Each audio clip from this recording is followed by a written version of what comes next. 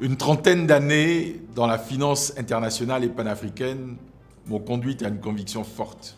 Nous ne pouvons plus investir en Afrique en reproduisant des modèles qui appauvrissent le continent. Nous devons redéfinir ce qui fait la valeur de chaque pays africain, sa singularité, son savoir-faire, sa culture, son potentiel propre.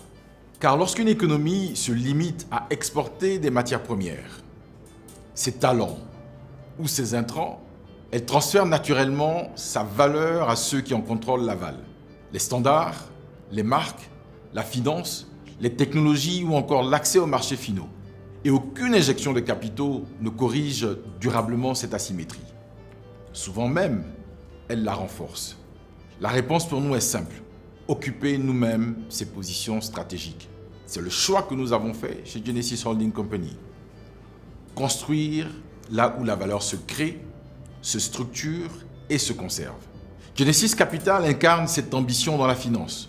Pour moi, il était essentiel de démontrer que les marchés régionaux d'Afrique de l'Ouest peuvent absorber des opérations sophistiquées, exécutées selon les meilleurs standards internationaux et dans des délais compétitifs. Mais aujourd'hui, la valeur ne se crée pas uniquement dans la finance. Elle se construit aussi dans les imaginaires, dans les marques, dans les références culturelles qui façonnent les marchés mondiaux. C'est cette vision que porte Genesis Luxury and Brands dans les industries créatives.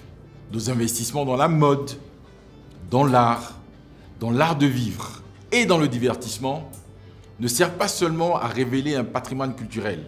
Ils contribuent à bâtir des actifs immatériels capables d'influencer les standards, les usages et une part de la valeur mondiale créée depuis le continent africain. C'est à cette transformation que nous avons choisi de contribuer aux côtés de celles et ceux qui construisent l'avenir économique et culturel de notre continent.